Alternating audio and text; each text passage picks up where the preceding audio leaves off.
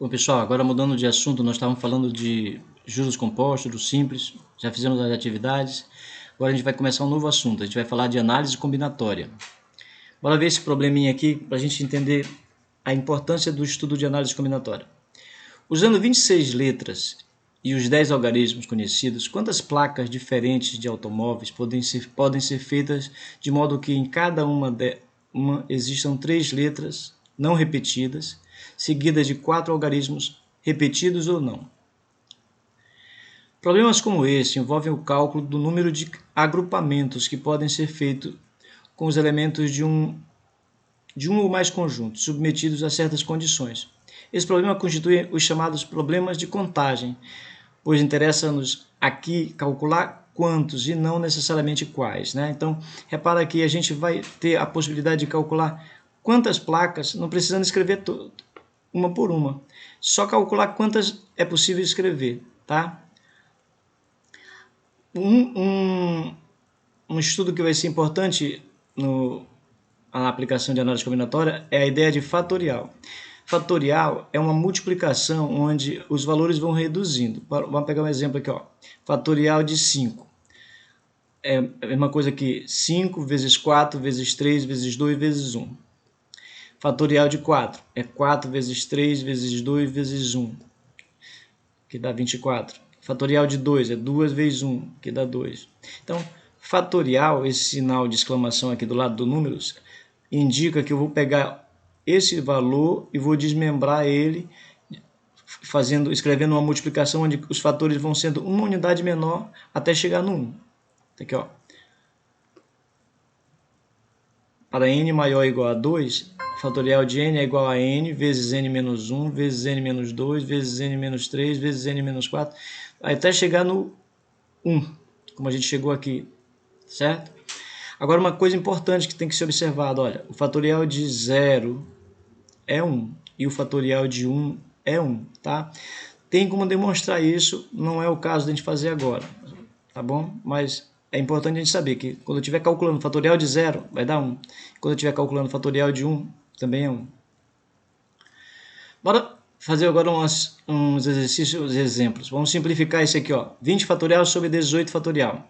Ora, se eu fosse resolver o 20 fatorial, eu ia escrever 20 vezes 19 vezes 18 vezes 16, 17 vezes 16, até chegar no 1. A mesma coisa eu ia fazer com 18, né? Só que, olha, 18 fatorial apareceu lá em cima, multiplicando, e ao mesmo tempo ele aparece aqui embaixo dividindo. Então, eu posso parar aqui no 18, porque vai cancelar com esse. E todos os que tivessem depois iam cancelar com todos os que tivessem depois desse aqui também. Certo? Então, ficou só 20 vezes 19, 380. Tá certo? Olha só a facilidade que deu, né? Olha essa outra aqui, ó. Aqui eu não vou poder fazer como esse exemplo. Por quê? Porque tem um sinal de mais aqui. Então, eu vou ter que transformar essa adição numa multiplicação. E repara, dentro do 49 tem o 48, certo? Então, o que é que eu posso fazer? Colocar 48 em evidência, 48 fatorial em evidência, e dentro do parênteses vai ficar 48 dividido por 48 dá 1. 49 fatorial dividido por 48 fatorial vai cancelar o fatorial, vai ficar só o 49.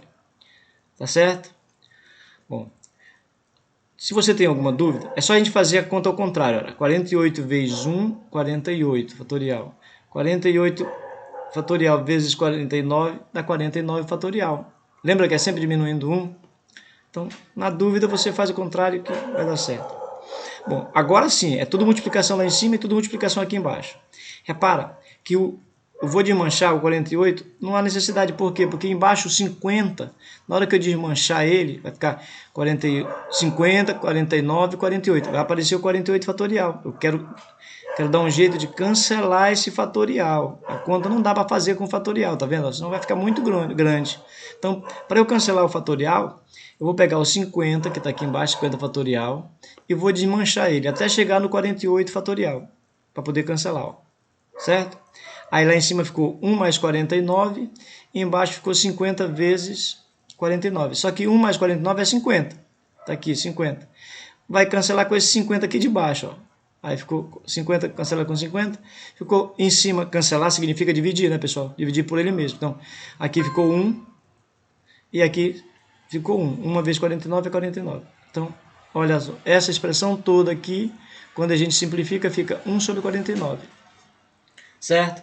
Bora ver essa aqui, a letra C. Repara. Quem é maior aqui, pessoal? N fatorial ou N mais 1 fatorial? Claro que é o N mais 1 fatorial, né? Então, eu vou desmanchar esse N mais 1 fatorial até chegar no N fatorial. Certo? Como é que a gente desmancha? Diminuindo uma unidade. Quando eu faço N mais 1, tirando 1, fica só N. N fatorial. Né? Então, repete o N fatorial, N mais 1, vezes N fatorial. Lembra que eu estou diminuindo uma unidade para escrever. Aqui não já é uma unidade menor do que esse? É. Agora ficou N fatorial embaixo, N fatorial em cima, cancela. Ó.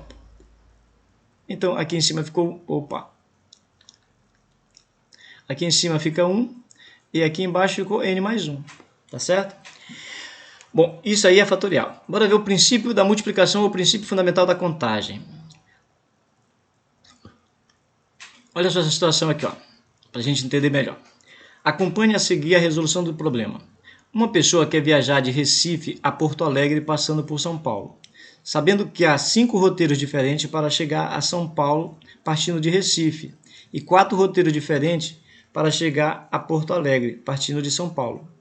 De quantas maneiras possíveis essa pessoa poderá viajar de Recife a Porto Alegre? Vamos analisar a situação aqui, ó. Aqui está em Recife, tem que passar em São Paulo e chegar em Porto Alegre. Só que de Recife para chegar em São Paulo tem 5 trajetórias diferentes. E para sair de São Paulo e chegar em Porto Alegre tem 4 trajetórias. Bom, pessoal, então aqui ele tem 5 possibilidades e nesse outro trecho ele tem 4 possibilidades. Para eu saber o total de maneiras que ele pode fazer, maneiras diferentes que ele pode fazer esse percurso todo de Recife até Porto Alegre, basta eu multiplicar o número de possibilidades da primeira fase da viagem pelo número de possibilidades da segunda fase da viagem. Então, 5 vezes 4, 20.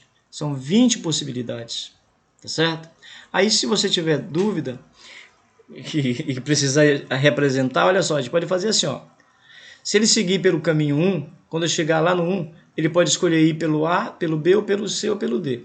Se ele escolher ir pelo caminho 2, ele pode depois sair de São Paulo pelo caminho A, pelo caminho B, ou pelo caminho C, ou pelo caminho D.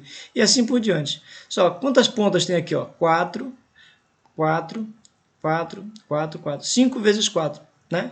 Então dá 20. Aqui são isso aqui a gente não precisa fazer, tá? Isso aqui é só para mostrar que realmente são as 20. O que interessa no nosso raciocínio aqui é a quantidade, não quais são. Vai chegar uma hora que a gente vai precisar saber quais são, mas agora é a quantidade. Bora essa outra situação aqui, ó. Ao lançarmos uma moeda e um dado, temos as seguintes possibilidades para o resultado, sendo C, cara, e C traço, a coroa. Então, quando eu jogo a moeda, pode dar cara ou pode dar coroa. Quando eu jogo o dado, pode dar 1, 2, 3, 4, 5 ou 6. Tá? Então, um resultado seria cara e 1. Tá aqui, cara e 1. Outro resultado seria cara e 2. Tá aqui, cara e 2. Outro resultado seria cara e 3 e assim por diante. Mas se por acaso tiver caído coroa, também pode acontecer do dado ser 1, 2, 3, 4, 5 ou 6, né? Então, se coroa e 1, está aqui coroa e 1. Coroa e o 2, está aqui coroa e 2. Bom, nas moedas, então, eu tenho 2 possibilidades de resultado. E no dado, eu tenho 6 possibilidades de resultado. Então, eu vou fazer 2 vezes 6, 12 resultados possíveis. Tá certo? Então, a gente não precisa fazer isso aqui para resolver. É só identificar quantas possibilidades tem em cada evento do experimento. Tá? Ó, tá aqui a definição aqui, ó. Se um evento é composto de 2 etapas sucessivas e independentes, de tal maneira que o número de possibilidades da primeira etapa é n, e para cada possibilidade da primeira etapa, o número de possibilidades da segunda etapa é n, então o número de possibilidades do evento ocorrer é dado pelo produto m vezes n. Olha, isso está dizendo aqui 2 etapas, mas isso vale para mais de 2 etapas, desde que os eventos sejam independentes, tá? Aí aqui, eu estou deixando aqui para vocês uma atividade. são essas duas questões aqui, para vocês resolverem para mim e me entregarem. É a segunda atividade, né? A primeira atividade foi de juros, sobre juros. E a segunda agora é sobre essa primeira parte de análise combinatória, tá certo? Então, essa atividade eu vou esperar de vocês até a próxima aula.